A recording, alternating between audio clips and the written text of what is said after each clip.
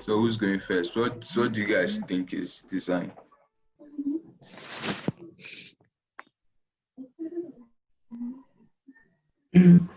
Well, for me, I think design is more of putting things together, putting art together in a way that it can be appreciated as an advert. Not just an advert, but it represents what is being sold, and brings more quality about what the person is selling, whether it's goods or services. That's what I think. Okay, that's very nice. That's very nice. That's kind of part of it. Okay, that's nice one. So who's going next? Just say something.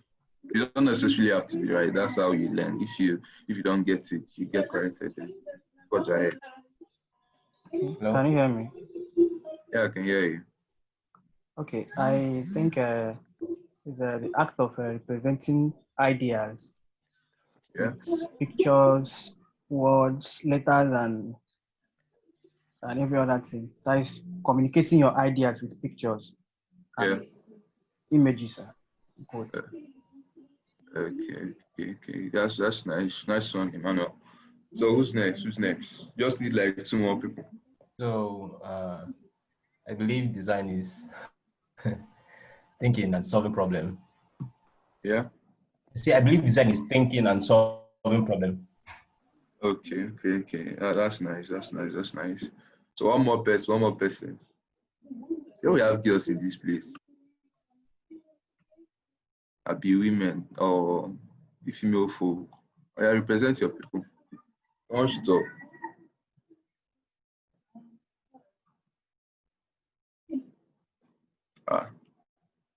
Wow.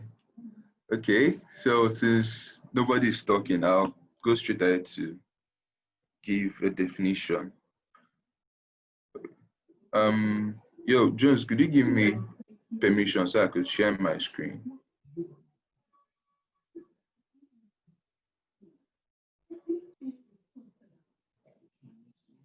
Jones.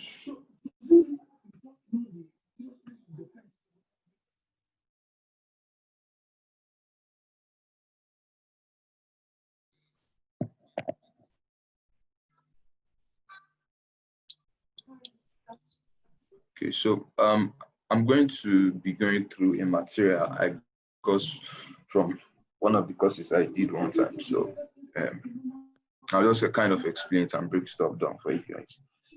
Since you can't actually see each other physically. So okay, I'm sharing my screen now.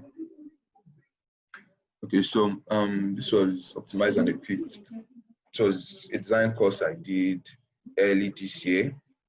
But for the record, I'm a self-taught graphic designer, and YouTube has been not my only resource, but majority of what I know is from YouTube. I've been designing for like 6 years, and YouTube has been of great help.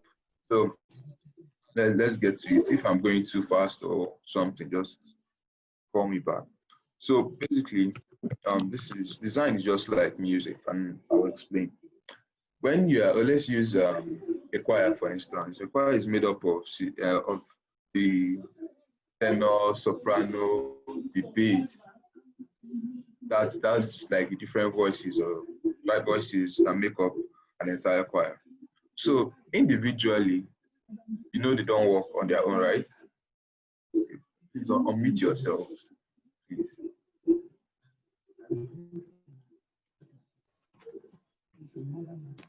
Just if you are following or if you could hear me, just let me know. Okay, so Yeah, I can hear you. I'm following.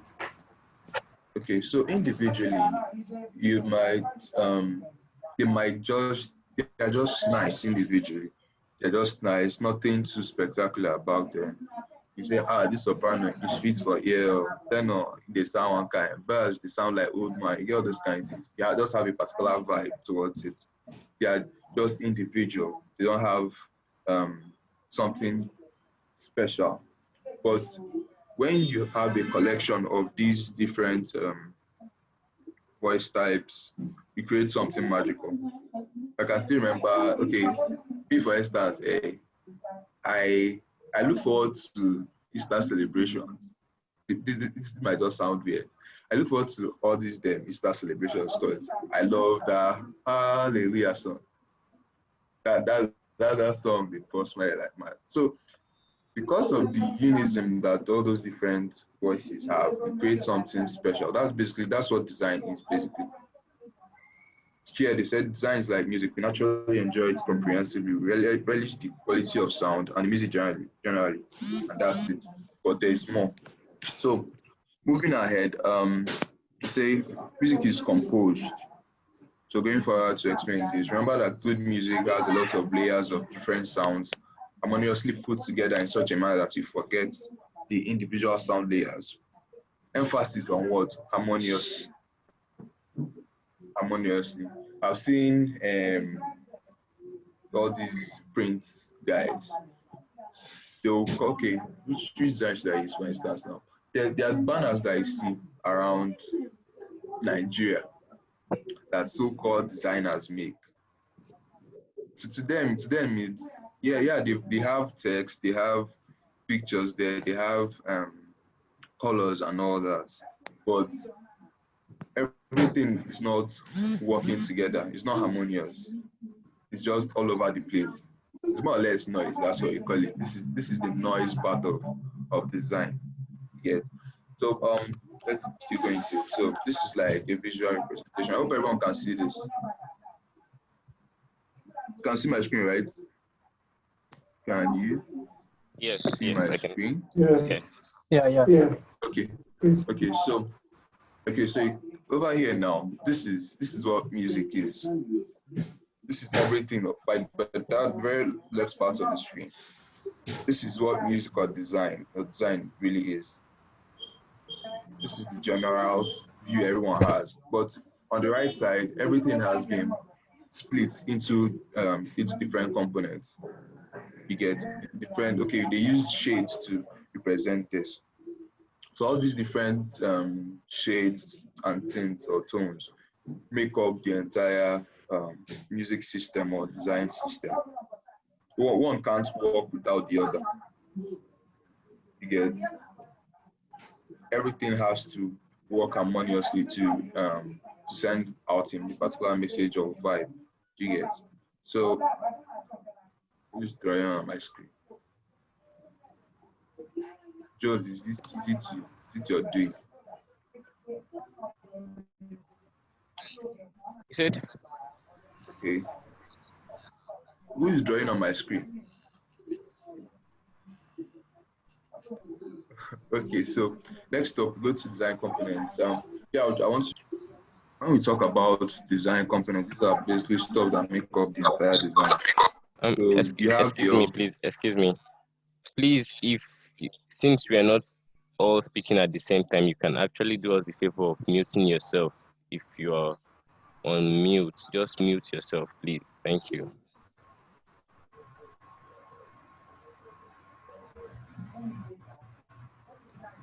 Okay, so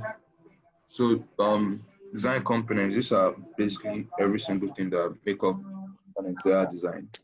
So we have the layout and composition, which is how we place every single element in the canvas, whether you are using the left align, center alignment, turning the whole thing upside down, just layout, composition, just how you place all these things. Then you talk about your high resolution quality assets. This has to do with your icons, your pictures, your HD images that you use to drive your point home, and all that, your headers and stuff. Then you have your understanding of typography. This is the way you pair your fonts, the way you choose your fonts, just choosing the different font families to drive your point home and communicate effectively the idea you want to communicate. So you have your colors and contrast. Colors, that one is self-explanatory. Then contrast, this is, should I say, more or less the way different elements that contrast each other. I'm going to use that word again, sorry. That the way those elements work together. Maybe let's use let's use this for instance. Now, I hope everyone can see this. This right here is where your attention comes first. And what's contrasting here is this based on font size. What is contrasting here is this font size here. If you notice, this is way bigger than this. So that's basically contrast. Let's use this circle right now. The contrast here is based on color. This is white, this is black. So the way two different, should I say opposites, the way opposites work together to drive a point. You could actually notice it, okay, this right here is in bold, or here, it's a thin line. Yes. So that's basically that. Okay. So I want to ask a question. I will need an answer. What do people think? Like, what's your perspective, or what notion do you have whenever someone tells you that this person is a graphic designer? What would you say a graphic designer is, or who a graphic designer is?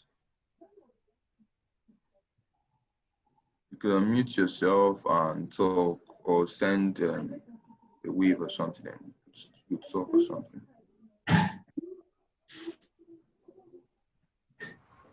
Manuel. I think it's somebody who, I take the person for somebody who designs adverts, nothing more. Okay. That's nice. Who else?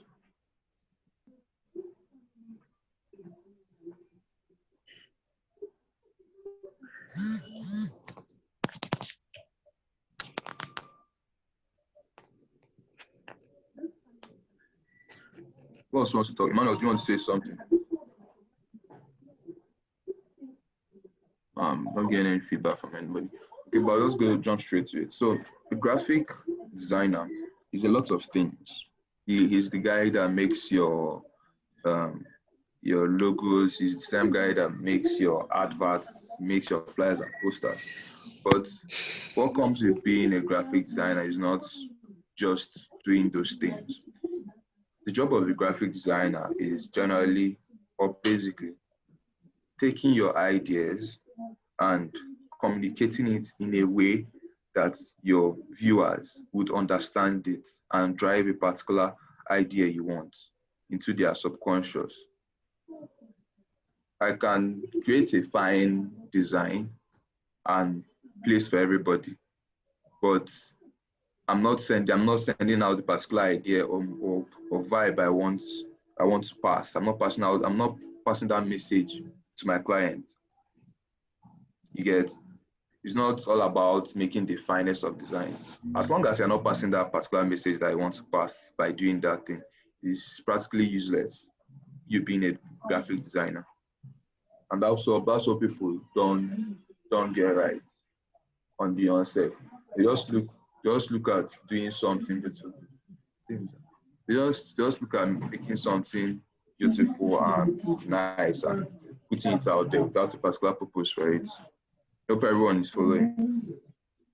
So your job is taking your client's idea, turning it into something that is understandable to his audience. Whatever you do, your audience is your main goal. Is the main goal for whatever design you're making. You're not making your design so it will be fine. We'll say done by this guy. That's not it. That ability to communicate that idea to your audience. So that's what makes you a good graphic designer. So you're just going to jump straight into the principles of design. This is basically how everything works. What you should know before actually start designing. So it's going to be really hard to give you guys full detail into what every single design principle, what it actually does. So you owe it to yourself to go to YouTube. I could look for some videos on YouTube, then share. I'll join the group this evening. So I could share some videos on YouTube to give you a heads up on how to go about it and learn stuff for yourself. So this is of design. This is basically the psychology of design and how people see and the perception of things. Hope everyone is still with me. Just say something. Okay. Yes, So okay. So design principles. Okay, let's start from here. Let me just read this stuff out. So when we read, we think we're actually reading, but we're actually doing something else. Okay.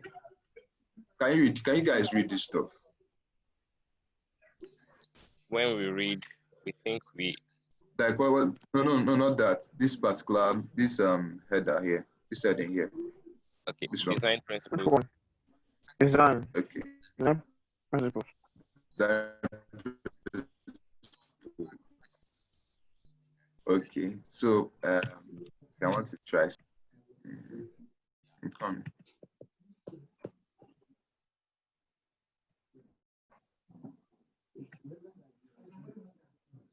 Can you see my screen? Can you still see my screen? Sure. Yes. Okay. I'm on Photoshop right now, right? No, it's on. Okay, still there. No, Okay. Yes. it's still on still. Okay. Let me work on that. Just share my screen now. So you guys are seeing my Photoshop, right?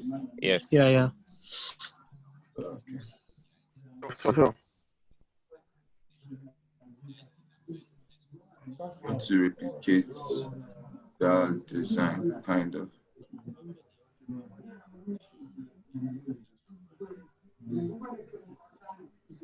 Okay.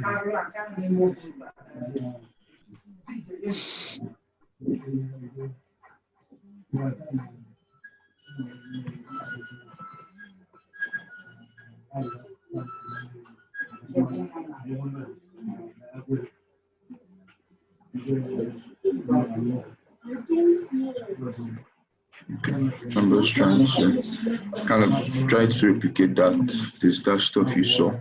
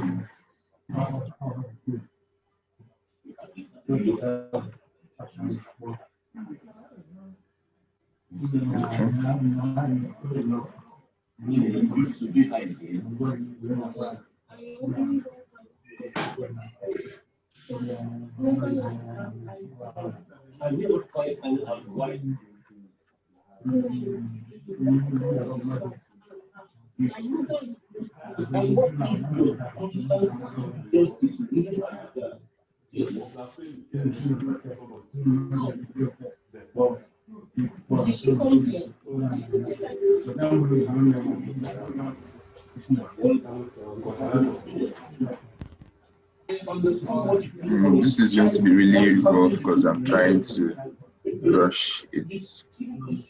So forgive me.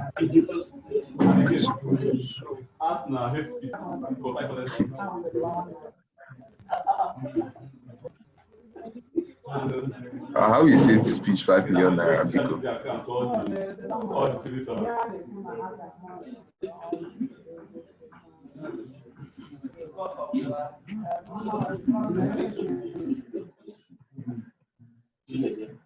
Okay, this is going to be really principle. It's going to be really rough. So right here we have. I took off. They actually took off. Okay, let me take off this thing. This is how the design is supposed to be without those shapes. You get. But what happened was, your brain doesn't actually need every single letter in a word to actually make meaning out of it. You're already accustomed, you already know the word. So they sort of used, this was actually a trick. This is a triangle, an inverted triangle, and it's replaced your D. And they square replaced your n in this case. So you seeing this, effortlessly, you just read it as design principles. But individually, if I take off this and if I take off that, this, what would you call this stuff? Like these two things? Like what you call this one what? Someone should speak, sorry. On its own, what would you call this? Just a triangle. The same, this one is square. Where, yeah? Individually, they don't make any sense. But once I start putting this one becomes principles, this one becomes design. So it just shows you what we said earlier about design in general. A combination of different things to drive a particular information or idea home. Get okay, let me look at this from a designer's perspective now. Once I see design, these design principles with the shapes and blocks, what comes to my mind is okay, this is actually something that would help you learn something. These are like building foundation because of all these shapes and all. Just give off that vibe. I don't know whether it's just me. I hope it's a general thing. Gives off this vibe that okay, this is a basis for why something is happening. These are fundamentals to this. That's just an illustration. Don't mind all these PDFs you are seeing. Let's go over here. So now, let's go back to this. So we have, let me read through. What you see isn't what you get. Vision trumps all the senses. Half of the brain's resources are dedicated to seeing and interpreting what we see. What our eyes physically perceive is only one part of the story. The images you into our brains. I hope you guys can hear me. Excuse me. Somebody is not on mute and it's affecting the clarity of the audio. Please, if you're that person. Let me check. Hello? Has it gone out now? What's the audio now? Yeah, it's okay. Yes, from my It's side. okay. Yeah, let's continue. Okay. So, going through the images coming to our brains are changed and interpreted. It's really our brains that see, not our eyes actually. So, this design, for instance, this design that they have here. If you look at it, okay, someone should read this stuff for me. Read through the content here. In the order you are seeing it, whatever you are seeing, just go with the flow. Harvest will come, keep sowing. I think that's what I can see. That's okay. I think my resolution is kind of small. Harvest will come after the rain. Keep sowing. Keep at it. Yeah, after the rain, yeah. Okay, is that all? This is how we will all react when we see macro results and others. We will call it harvest. Okay, so what happened here is they used, when you come to design, make use of design principles to guide our viewer or our user. Okay, yeah, our users, our audience. We use hierarchy and other design principles to guide the person's eyes, so you are not overwhelmed. First thing that you saw was harvest. Anybody, that's the same way every single person.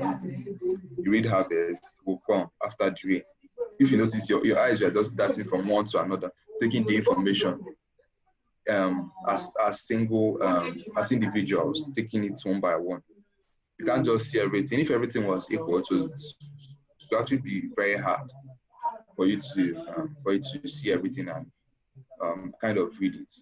You get? Your brain is not wired in such a way that it takes chunks of information, breaks it down, and takes it individually. Then, in the process of doing that, when you are moving around, you start collecting everything and makes a meaning. Yet, So that's what happened here. This was what the designer did in this case.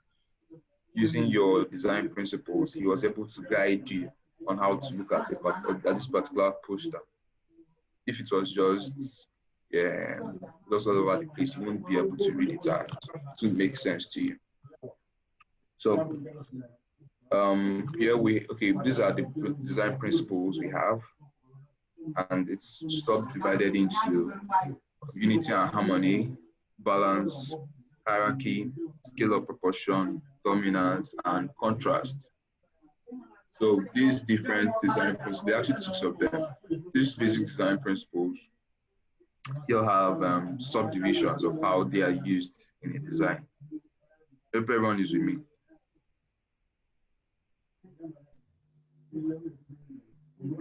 Hope everyone is with me. Yes, I can hear you. Yeah. Okay, so Yeah. Okay, so first off, we have unity and harmony. So unity and harmony, this more or less has to do with distance, or how all these elements work together, the way they are spaced and all that. So first off, we have proximity. This is the sense of distance between elements. You see all the spaces here. They are more or less kind of equal. These white spaces here, these negative spaces here. This is how they work. This is the unity and harmony in this case. This is how it's used in this case. Then you have continuation and continuation. This is a sense of having line or pattern extended. If you look at this now, this particular element, the way they worked here, the lines and spaces here. If you sort of cover this top one and concentrate on these two, it's the same thing. It's more or less a repetition. You get more or less a repetition. Then you have similarity, being ability to seem repeatable with other elements. Here they used shapes and they used color. So this top part, we can both use similarity. They more or less used color and alignment in this case. This orange triangle aligns to this. There was a unity here, there was a union here. Then this one, after the old Yama shape, still met this one here. You get the horizontals are equal, like the apex of all the shapes here. Sort of merge. The spaces here on the top part is the same. The spaces here are the same with everything below here. So this is unity and harmony basically. You actually go and read more on that if you are not really clear on it. So next up is balance. So balance, this is more or less equality between different elements. So first off, we have symmetry. Symmetry is defined as elements on either sides of the axis being arranged in a similar order. It's more or less your mirror effect kind of thing. Well, it was on this left side, the same thing on the right side. So if you draw an imaginary line here, what's on the left, and maybe have a reflection, what's on the left here is something on the right here. So that's basically what symmetry is. Then symmetry is defined as elements on each side having a difference in shape but still in visual equilibrium. The same number of patterns. If you draw in an imaginary line again, on the left side you have 1, 2, 3, 4 elements here, and 4 shapes. On this side you have the same 4 shapes, but the only difference right now is what the shape, the individual shapes. On this side you have 3 circles and 1 triangle. On the right side you have a star. So you have two circles, a star, and a square. But it's still the same arrangement, still the same number of elements. Everyone is following. Then radial, these elements are arranged around in a circular form. Not too much to it. But most of the time, people make use of symmetry and the asymmetry. This most people make use of mostly. Most people want this kind of dynamic composition when it comes to design, so we use asymmetry. But you don't necessarily have to use it. you could do whatever you choose. You're the professional, you're the person that knows whoever you want. That's why you have to love designing. You have the right to design whatever you want, depending on your clients. To design whatever you want, as long as you drive your idea into your audience. As long as you communicate what you want to communicate to them, you can do it how you want to do it while following this principle. So hierarchy. Okay, I'm going to use the analogy of an organization now. An organization, you have let's use Innocent for instance now. Innocent is the MD, then he's going to have a board of directors, he's going to have maybe people that are in charge of his administrative duties in his company. Then he has his workers. Then he has maybe all these gatesman, and maybe if they have a canteen guy is also there. So the way these people, all these people are arranged in this particular order from the smallest position to the highest position is hierarchy basically. So these are different forms hierarchy can come in. It can come in form of trees. So for trees, elements are arranged in the order of a tree with a trunk, branches and sub branches. We already know that the highest point is what this one right here. So it keeps, if you notice, the rectangle keeps getting smaller and smaller to this particular point. Seeing this visually, it has already sent off the message that okay, this longest one is the topmost, is the Oga Patapata of them, if I should use that word. Then these two, because of their similarity in dimension and shape and color and all that, you can say, okay, this is what within the same level of family. So this should come after this, and then this. Then next is actually elements mapped onto each other as a parent, children, and grandchildren. Yeah. So yeah, this is the parent, for instance. Now, everywhere is sort of interconnected to this same person. Everywhere is related. Yeah, this is just a definition you get. But when you actually start implementing them, it becomes really clear. Hope everyone is following so far. If you have any question, you could ask. Then maybe I could write it down, then get back to you later. Or should I proceed? Okay, I think at this point, if you have a question, you can drop it on the chat section. In course of the class, it will be answered, if not immediately answered when it was asked. So please, if you have any question or you feel he's too fast in any of the explanations, there's something you're not clear with, you can call his attention at this chat section of this meeting. Thank you. Okay, so let me continue.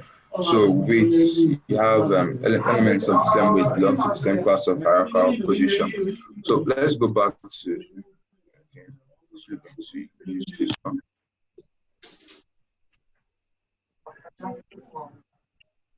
Okay, talking about weights, let's use this. I'm going to use this for instance now, this one. So the weight of these ones, let's say it should be cut down. This is a sans serif font. We're going to do different font types. So here,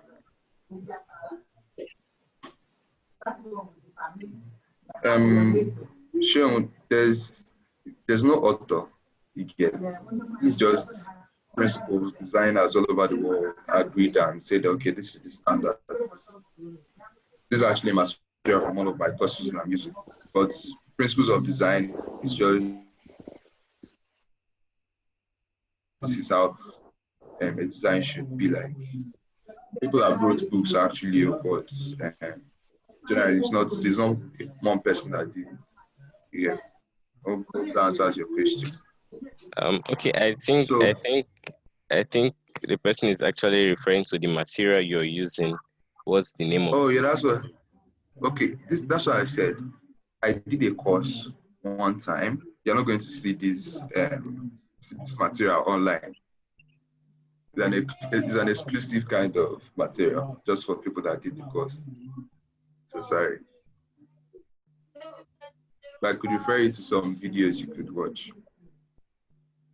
I hope that will do the trick for you. Okay, so let's use this body of design right now. So this weight, right? Every single thing here is from the same font family. Oh God, 10 minutes. It's a problem. Okay, so I'll just rush with this definition. So maybe you start this meeting. So it's done in like 10 minutes. So the weights, all these texts are these fonts are from the same family, but different weights. So this one right here is bold, then this one is regular, then this one is the thin one. If you notice the way they grouped it, the bold one is the header, the main headline that'll catch your attention first. Then you have because you have your regular, where the main contents or the body of the content that is explaining, excuse me, as explaining the header or the headline. They use the regular fonts. Like I said, like over here we are talking about what weights. So here, this particular one concentrates on the body or the main content, explaining what this header is. If you notice, this was consistent throughout the entire PDF. Then here's something like your footer, kind of. So every single one of them is classified based on their weight. And going back to the previous definition, the previous design principles we went through, unity and harmony now. If you notice, every single thing here was aligned, left aligned. There's a straight line here. You get? So this is where design principles are applied and all that. If you notice, even here, even this circle too, this circle right here aligns with this place. And yeah, a very good tip to take notes when you're designing, although you guys haven't started yet, or maybe if you're already started, a good design tip is whenever you're making any design, something must align to something. Don't just place it there and say, okay, it's fine. Something must align to something. I hope that's clear. Going further, we have talking about scale and proportion. Talk about your sizes. We use the chart to represent it. So elements of different sizes in relationship with each other. Then also you could this particular principle you could also express it as ratios. So elements related to each other in a ratio appear together in visual harmony. Talking about when you talk about ratio, you could actually think about the golden ratio. I'll go into that later, but golden ratio is one of the many rules that help designers generally. It helps people a lot in designs. If you are not really good at making all these layouts and all that, having an idea of what golden ratio is what it's all about. Or maybe, okay, I'll give golden ratio as an assignment. You should read stuff and get back to me on the next class. So your first assignment has been given. So division, this creates focal points that mostly give a sense of relationship. So this right here is your focal point. You get, and from there, this joins this. If you notice, there everything started from edges, kind of. So, if assuming I took this particular box and I took it out of this place, and you see this thing now, it already gives you the impression that okay, that particular box outside here is not part of that idea. But since everything is within this particular place, using this very first one as reference, you actually have that notion that okay, everything belongs to one family. If everyone is still with me.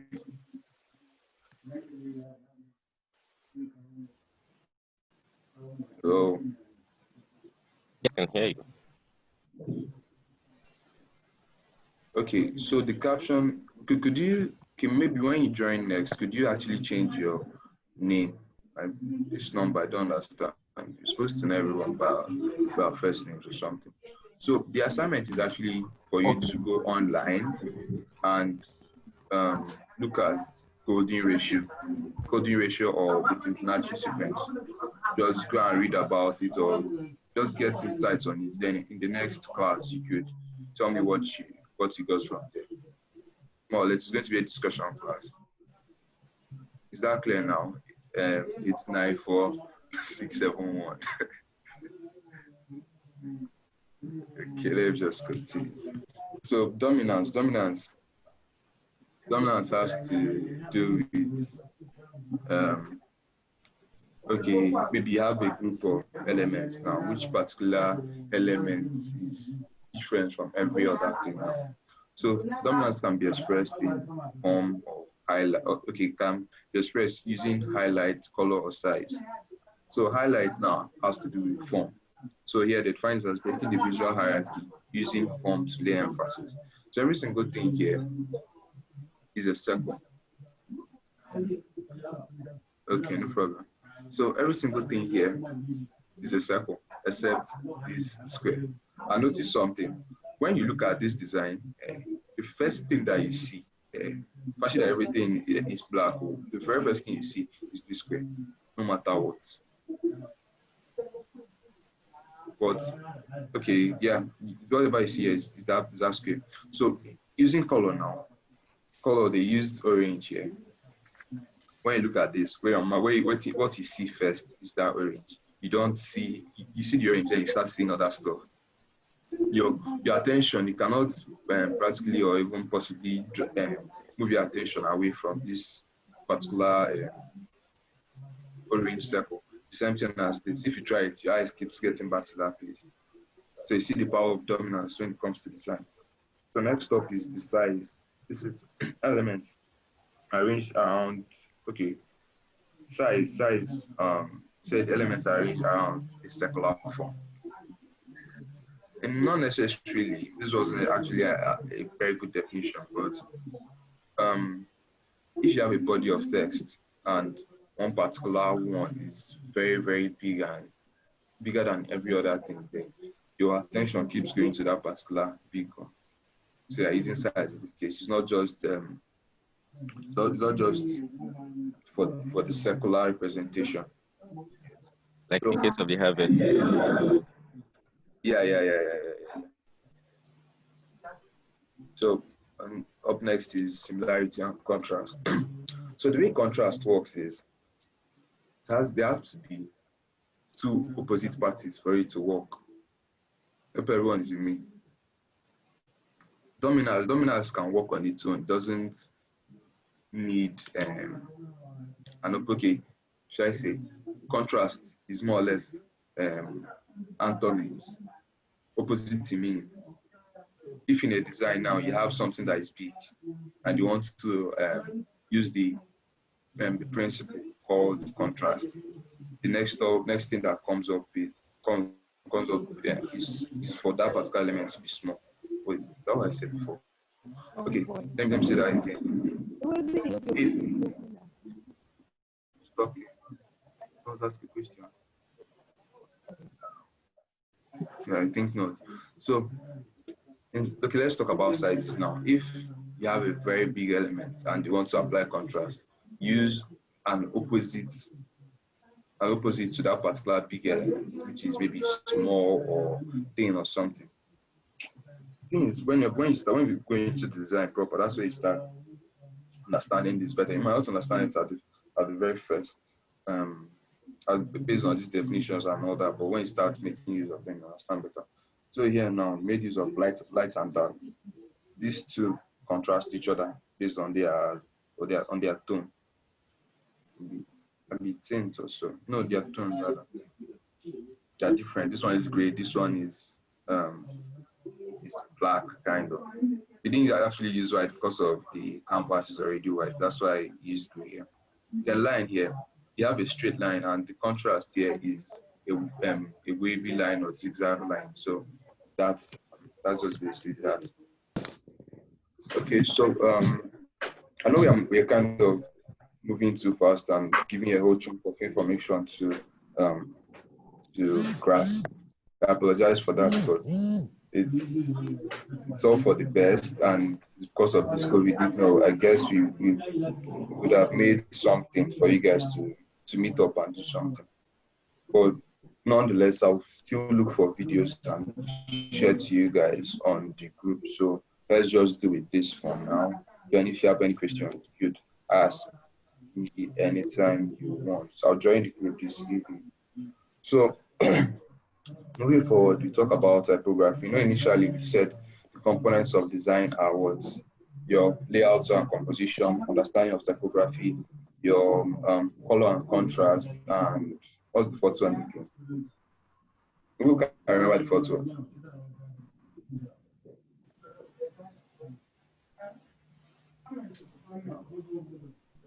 I've not been following.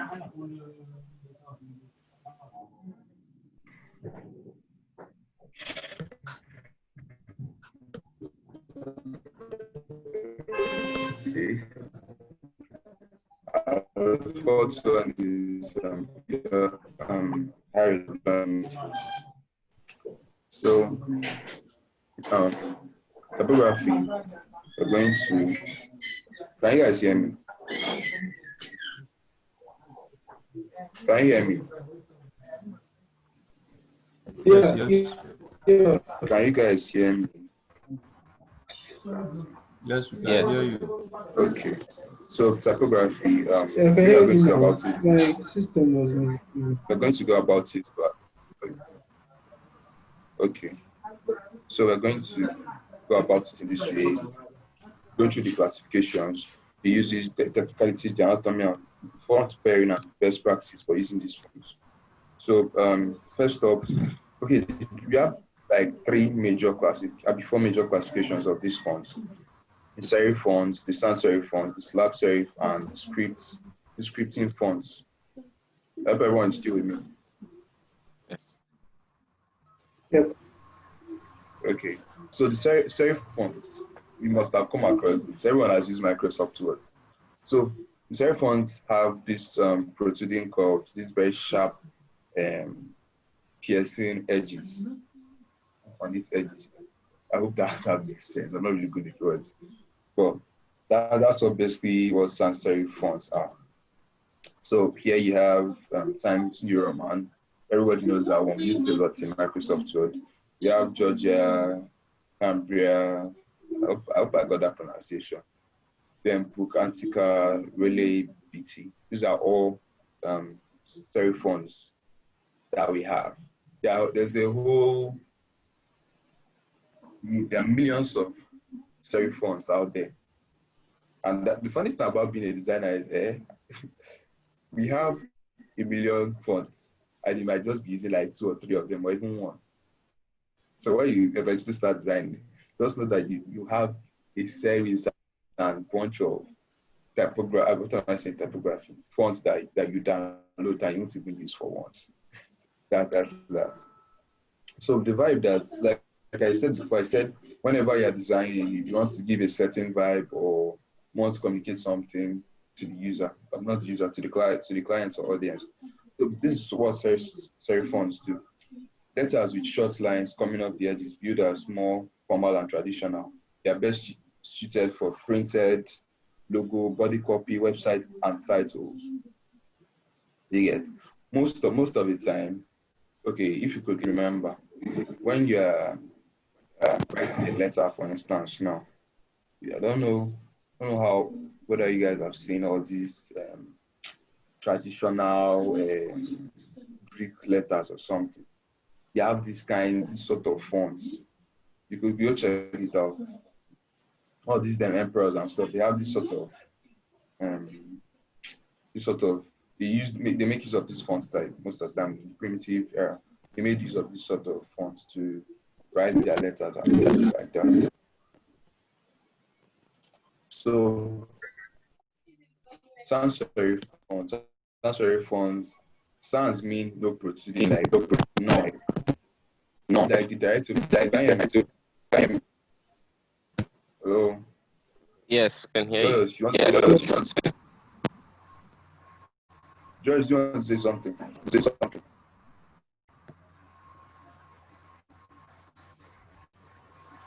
Just, do you want to say something? You say? No, I thought Joyce wanted to say something. Okay.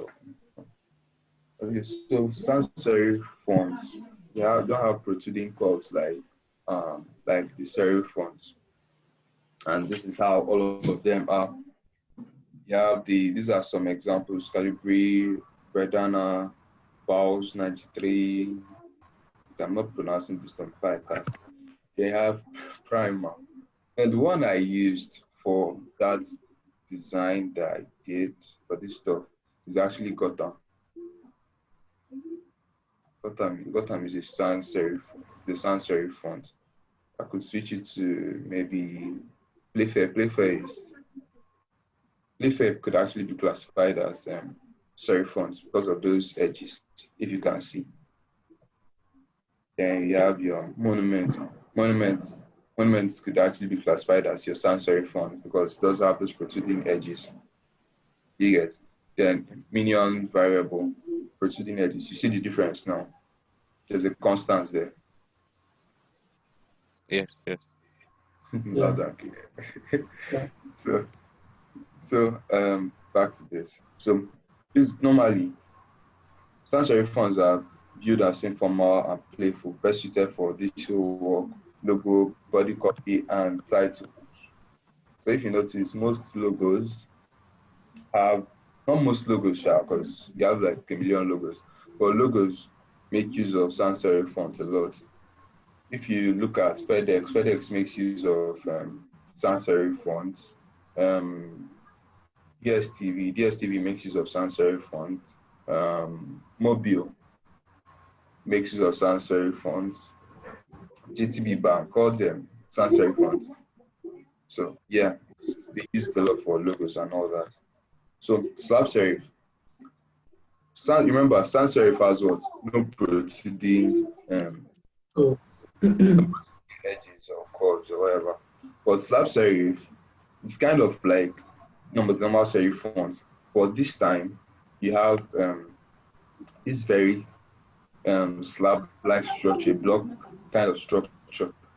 Okay, let me do a comparison using Photoshop.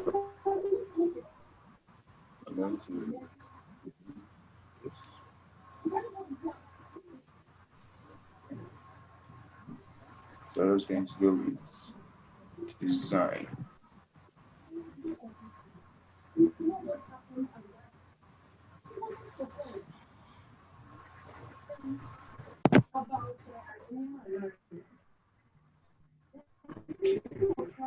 So we are going to actually see these three fonts together.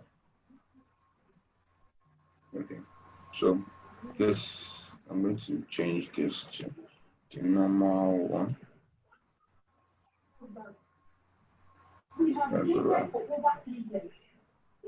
Please, which Photoshop are you using? I'm making use of CC 2020. Oh. Now, which one are you using? Sorry, is this Illustrator or just? This is my normal Photoshop. Sorry, Ugochukwu, I didn't get. You wanted to ask me something. Yeah. Can you hear me, Ugochukwu? What did you say? Sorry. Yeah, I can hear you now. Okay, so I didn't get the name, please.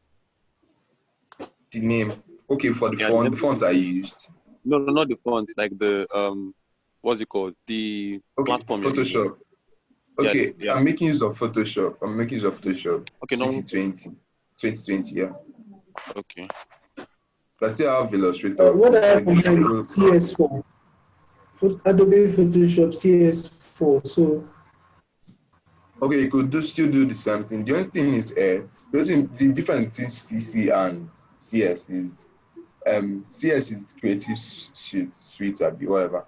Then you have your CC where they had this cloud storage kind of thing.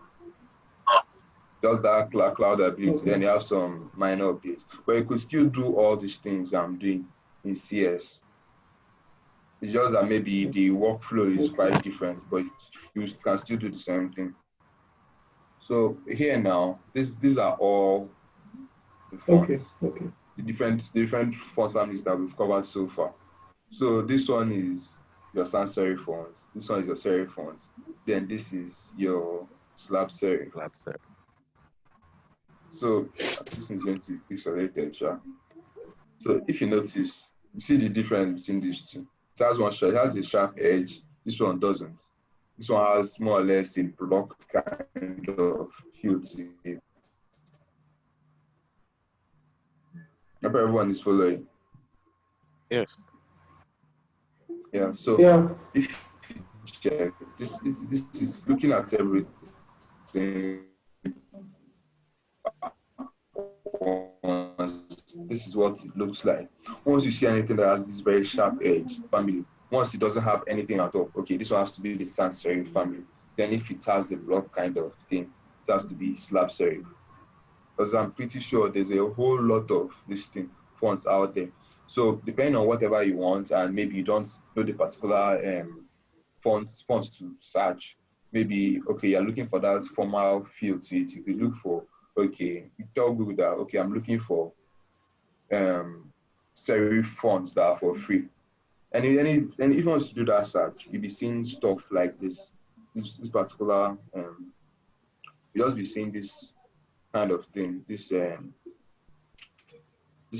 type of font families. Yes.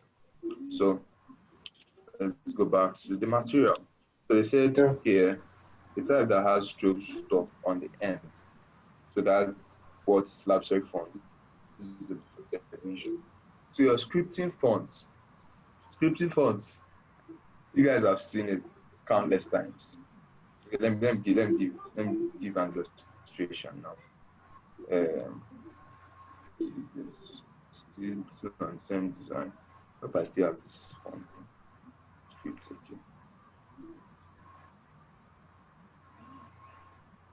Okay, now has anyone seen this type of font style before or family before? Yeah.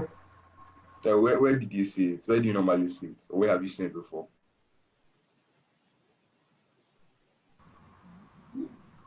I saw it most times when I was using my poster wall. I was designing on my phone with my poster wall, so I saw this.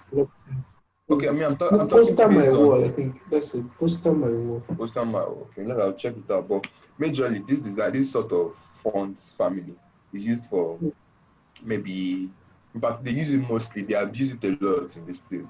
All these wedding invitations. If you see a wedding invitation and this design is not there, no, the wedding hasn't started. Okay, like where there is. Okay. Yeah, exactly. If you don't see this stuff, if you don't see this sort of text, just know that one is not wedding now. The wedding has not started.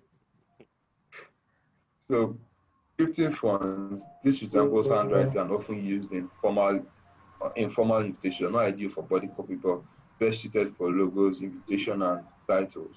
So in logos, these script fonts, for instance, now are normally used for, and this one I'm sort of digressing from the point, but if you check all these feminine kind of fonts, not fonts, all these feminine kind of logos, some of them use this font family. Gives it one sleek kind of movement.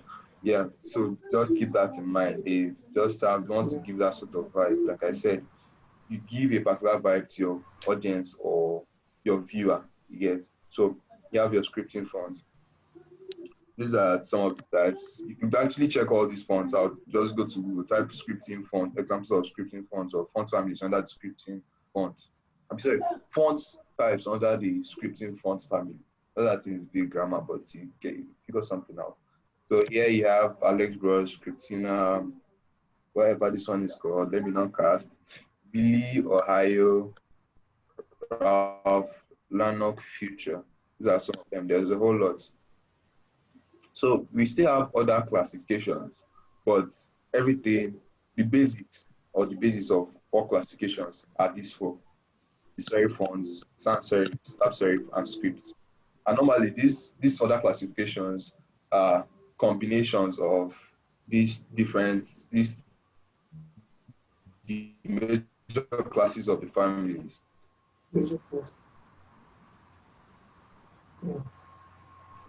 Hope everyone is following. Yes. So let me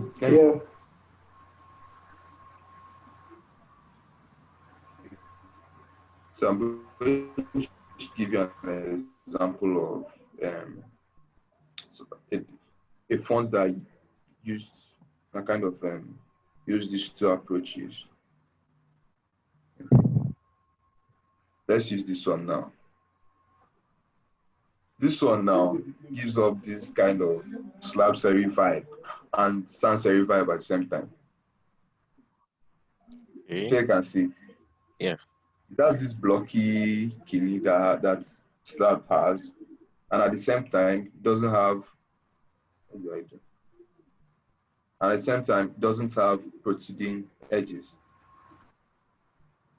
Not everyone can see it. Yes. Yes. Yeah. So that's an example of all this. I like to call them special fonts. Special fonts, a combination kind of thing. So now we're going to talk about some terms that use in typography. I'm going to go fast with this because let me be honest. I can't really literally remember every single terminology, but when I'm using it, I'm aware that okay, this is where this goes. Sometimes I don't have intent. So these are some of the technicalities that has to do with typography. So first up, we have leading. So leading is the space between baselines, lines upon which letters sit. And this is an illustration of how it is, but I'm going to go to Photoshop so you guys actually see what it really is. I was using my browser, but I use Figma too. So let me delete this. Okay. Normally, if I was using Figma, okay, sorry, let me not digress. But if I was using Figma is a UI UX design software. I would have generated something here like this lorem ipsum whatever. But let's just go. No, it's not what I want. Sorry, Ugochukwu. Yeah. I don't know. I would really appreciate it if you can share that material with us at the end of the meeting. I really can't share it. Mado. You can share it. Are you serious? I'll give you guys videos. Don't worry. Okay. What will happen is the exact material won't be given out since it's more like a classified material, like you said. But materials will actually be given out. Materials that has most of all these explanations in it, most of the principles, the design components, and the rest of it. It would be given out on the group. So just be patient, and while we work on maybe getting out some of the details in this material to different material, and also combine it with some other details also to be shared when it's ready in the group. Thank you. Okay, thank you very much. I'm trying to use Figma. I want to make it as practical as possible. I don't know what's wrong with this website now.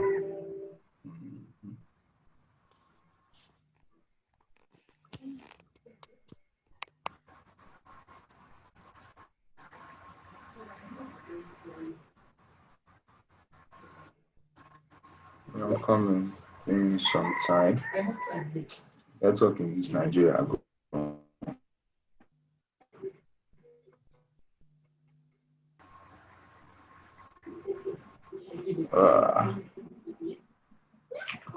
Let me just go ahead with this Photoshop, manage it like that. So, is and I'm a graphic designer.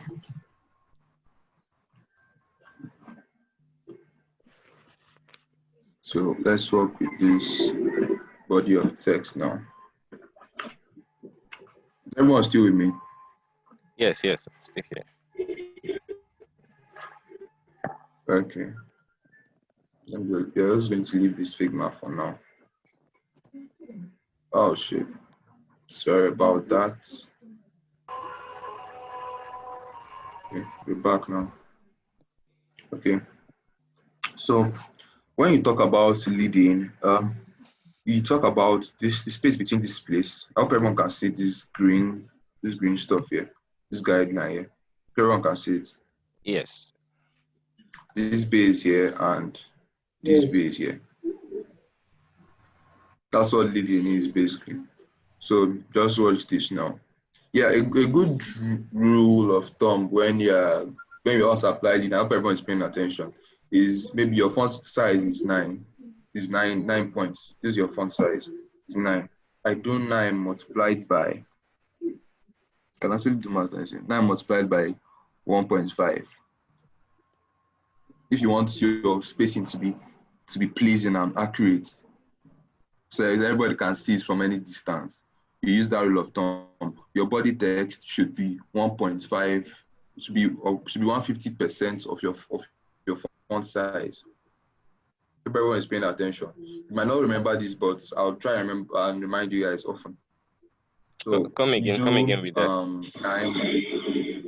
If you have a general body of content, or sorry, you have your canvas now where you put all your designs, the one that is maybe the body text or whatever, make it 150% magnification of the normal font size. That's what you do for the leading. This is where you do the leading.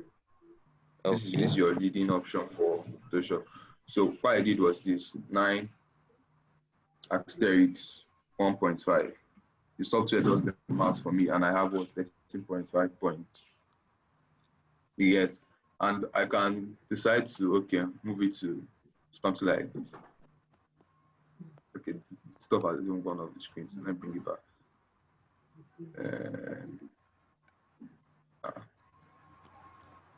This one has just disappeared.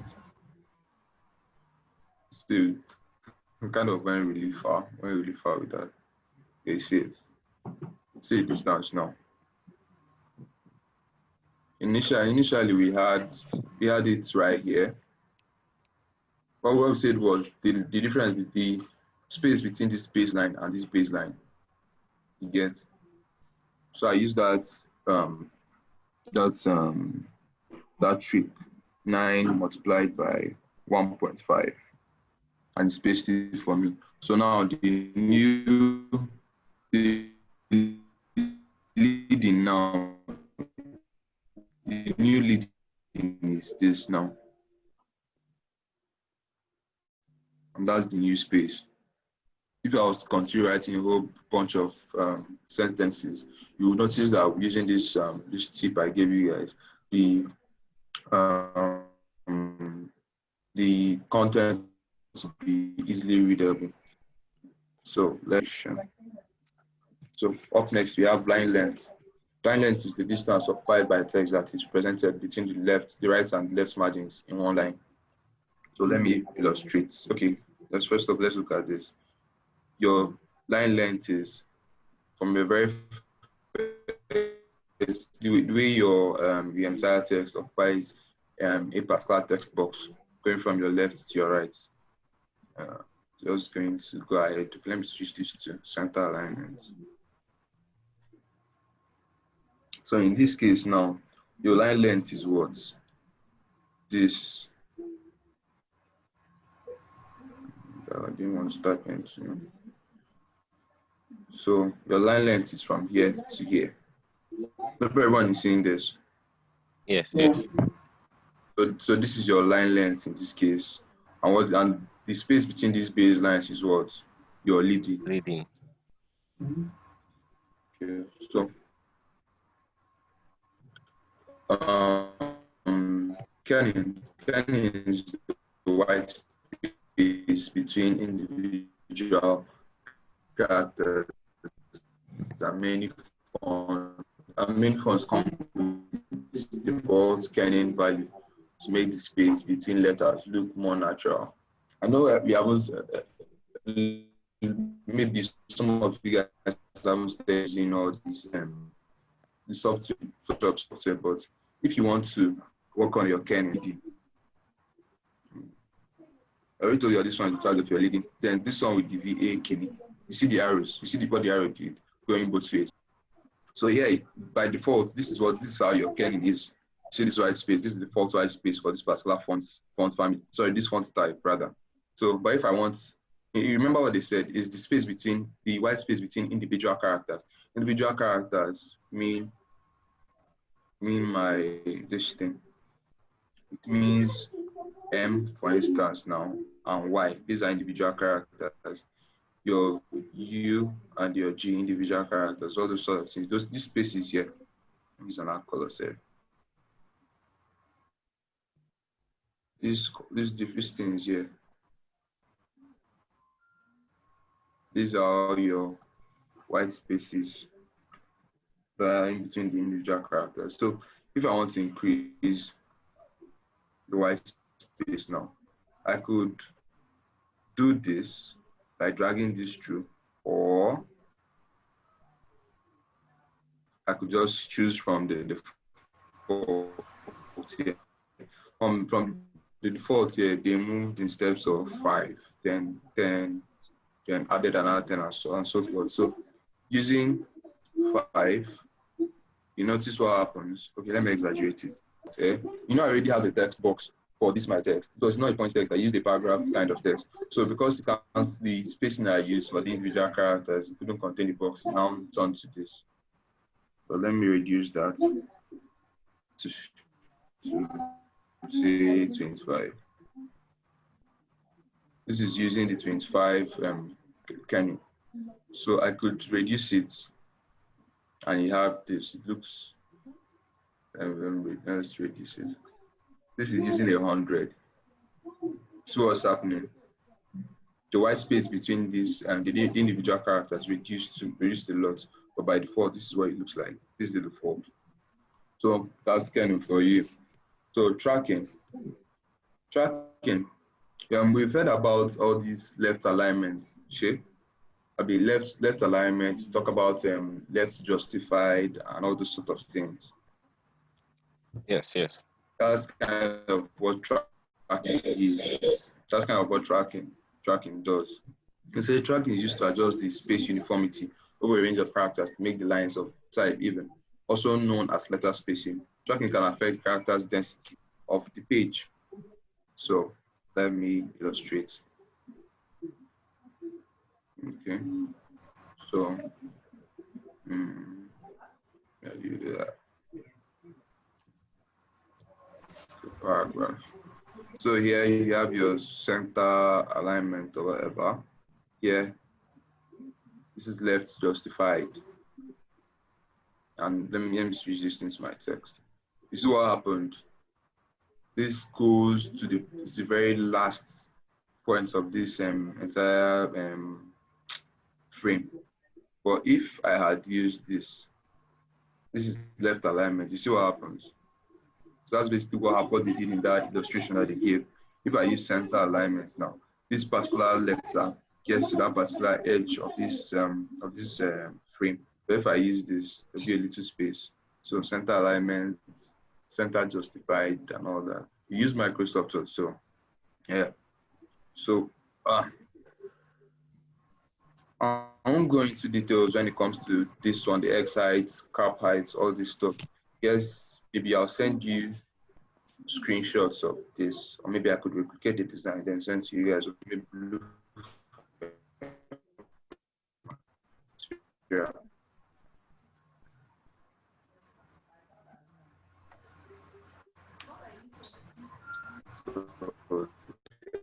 They explained what each thing does and what those technicalities of typography. At least study typography typography families and types. So they are the ones, aside from that, you should know some of these things as a graphic designer. Later, concentrate on typography that really goes in depth to color psychology, some terminologies, color psychology. This is what, like I said before, like I said initially, this is up in time. But when you are using these different principles and elements, you're trying to give off a particular vibe to your design. So color psychology now, red represents anger, danger, warmth, and passion. It can increase heart rate and raise blood pressure and be overwhelming if used too much. You can try this one. This one is actually real. When you go to your canvas, make a red box and increase it to choose the highest saturation and stare at it maybe in a dark room or something for some time. Heart rate might increase or something. So that's vibey. So yellow, you actually use this shade so it doesn't clash with this white over here.